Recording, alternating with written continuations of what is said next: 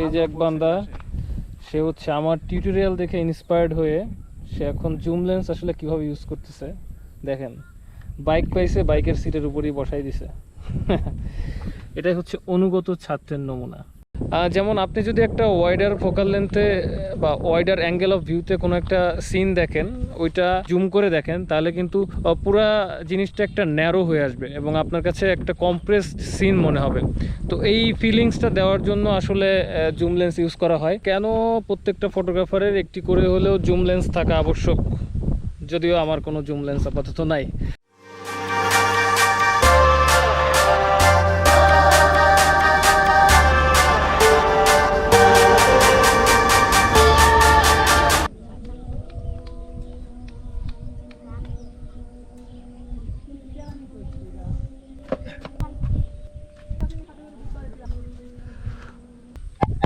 Knock knock, কী অবস্থা সবার? আশা করি সবাই ভালো আছেন।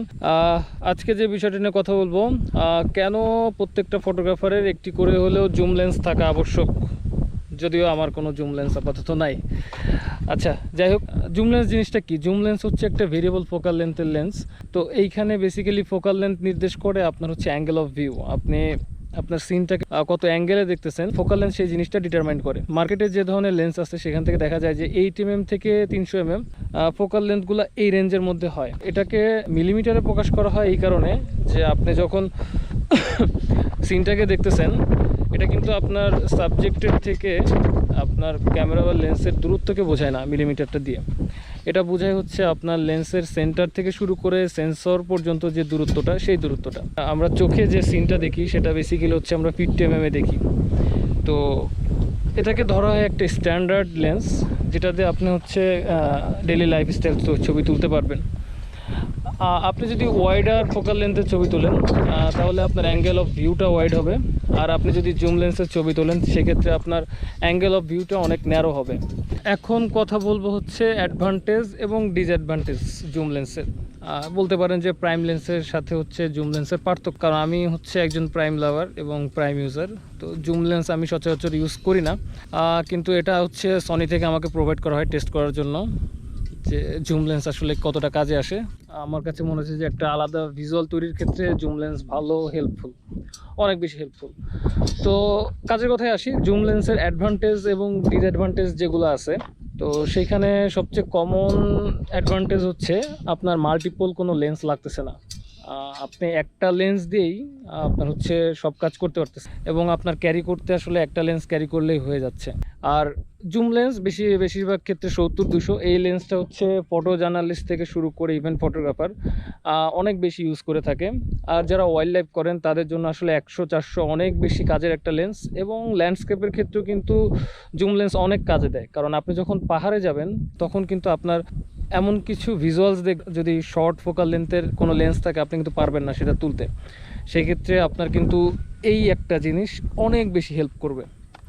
আর একটা কথা, যেটা আপনারা যারা লাইট ট্রাভেল পছন্দ করেন, অনেক বেশি এই ব্যাগ টানতে পছন্দ করেন না, তাদের জন্য জুম লেন্স অনেক কাজের, কারণ জুম লেন্সটা বেসিক্যালি লাইট ওয়েট হয় এবং আপনি খুব ইজিলি ক্যারি করতে পারবেন। আচ্ছা, আর একটা যেটা ডিসঅ্যাডভান্টেজ আছে, যে আপনি যদি জুম লেন্স ইউজ করেন, আপনার ছবি কিন্তু শার্প আসবে না।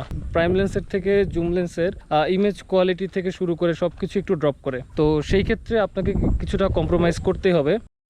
আচ্ছা, আরও একটা ডিসঅ্যাডভান্টেজের মধ্যে হচ্ছে আপনার ম্যাক্সিমাম অ্যাপারচার যদি 4-এর বেশি থাকে, তাহলে কিন্তু সেটা লো লাইটে অনেক বেশি প্যারা দেয়। আর সেক্ষেত্রে আপনার লো লাইটে ছবি তোলার জন্য ম্যাক্সিমাম অ্যাপারচার 4-এর কম থাকতে হয়। এটা হচ্ছে আপনার বেসিক্যালি লাইট কম ঢোকার, জুম লেন্সে লাইট কম ঢোকার অন্যতম একটা কারণ।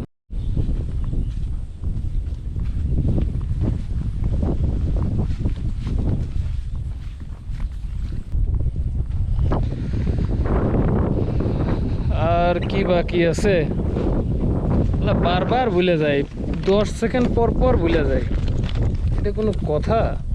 ও, আমি হচ্ছে না পারতে স্ক্রিপ্ট বের করছি। জুম লেন্সের ফোকাল লেন্থের যে রেঞ্জ এবং ম্যাক্সিমাম অ্যাপারচার, সেটা কিন্তু লেন্সের গায়ে লেখা থাকে। তো লেন্সের গায়ের কোথায় লেখা থাকে সেটা দেখার জন্য আপনার লেন্সের বডিতে দেখতে পারেন। যেমন এইখানে আপনার লেখা আছে যে এফি 4.5 থেকে 5.6 এবং 100-400। তো এইটা দিয়ে আপনার আসলে জুম লেন্সের যে ফোকাল লেন্থের রেঞ্জ এবং অ্যাপারচারের যে রেঞ্জ সেটা ডিপেন্ড করে বা সেটা ডিটারমাইন করে। তো এই জিনিসটা কিন্তু আপনার লেন্সের গায়েও লেখা থাকে। যাই হোক, এই লেন্সে লেখা নাই, কিন্তু অন্যান্য লেন্সে আপনি লেখা পাবেন। জুম লেন্সের কিন্তু দুইটা ভাগ আছে, যেমন ভেরিয়েবল অ্যাপারচার লেন্স আর হচ্ছে ফিক্সড অ্যাপারচার লেন্স।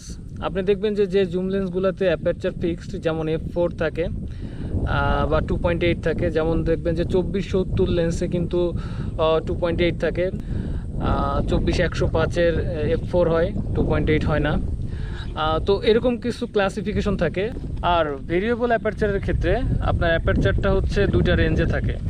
যেমন হচ্ছে আমি যে লেন্সটা দেখালাম ওইটা হচ্ছে একটা ভেরিয়েবল অ্যাপারচার লেন্স। ওইটা কিন্তু 4.5 থেকে 5.6 পর্যন্ত আপ ডাউন করতে পারে ম্যাক্সিমাম অ্যাপারচার। তো এইটাই হচ্ছে জুম লেন্সের বেসিক কাহিনী, আর কোনো কাহিনী নাই। তো জুম লেন্স কেন ইউজ করা উচিত ওইটা এবার একটু বলি। এবার তো গেল সুবিধা অসুবিধা, কিন্তু ফটোগ্রাফারদের কেন জুম লেন্স ইউজ করা উচিত। তো প্রথমেই জুম লেন্স আপনাকে একটা ভালো কম্প্রেশন দিবে টোটাল সিনের উপরে, এবং এইটা আপনি বেসিক্যালি দেখবেন হচ্ছে ল্যান্ডস্কেপ ফটোগ্রাফারদের মধ্যে। ল্যান্ডস্কেপ ফটোগ্রাফাররা কিন্তু যারা পাহাড়ে যায় তারা কিন্তু জুম লেন্স অনেক বেশি ইউজ করে। আর একটা সহজ পন্থা জুম লেন্স ব্যবহারকারীদের জন্য, সেটা হচ্ছে ব্যাকগ্রাউন্ড ব্লার করার জন্য কিন্তু আসলে জুম লেন্সের কোনো বিকল্প নাই। আপনারা যারা নতুন নতুন ফটোগ্রাফি করেন তাদের কিন্তু জুম লেন্সের প্রতি একটা নেশা থাকে, যেমন হচ্ছে 75-300 জুম লেন্স। তো আপনি যদি একটা ব্যাকগ্রাউন্ড ব্লারের লেন্স খুঁজেন অল্প টাকায়, সেক্ষেত্রে আপনি জুম লেন্স ইউজ করতে পারেন। আচ্ছা, টেলিফটো লেন্স বা জুম লেন্সের কিন্তু আর একটা বেনিফিট আছে। আপনি যদি কোনো একটা অ্যাকশন ছবি তোলেন বা স্পোর্টস ফটোগ্রাফি করেন বা মোমেন্ট ক্যাপচার করতে চান, যেখানে আপনার সাবজেক্টটা হচ্ছে প্রাইম একটা জিনিস, তো সেই ক্ষেত্রে কিন্তু আসলে জুম লেন্স অনেক কাজে দেয়। যেমন আপনি দেখবেন যে বিভিন্ন স্পোর্টস ফটোগ্রাফার থেকে শুরু করে যারা ফটো জার্নালিস্ট আছে তারা কিন্তু জুম লেন্স ব্যবহার করে। এই বিষয়গুলো মাথায় রেখে জুম লেন্স আমার কাছে ব্যক্তিগতভাবে মনে হয় যে প্রত্যেকটা ফটোগ্রাফারের কাছে আসলে জুম লেন্স থাকাটা দরকারি। তো যদিও এটা আমার না, তারপরেও দেখি, চিন্তা করি সামনে হয়তো বা নিতে পারি একটা।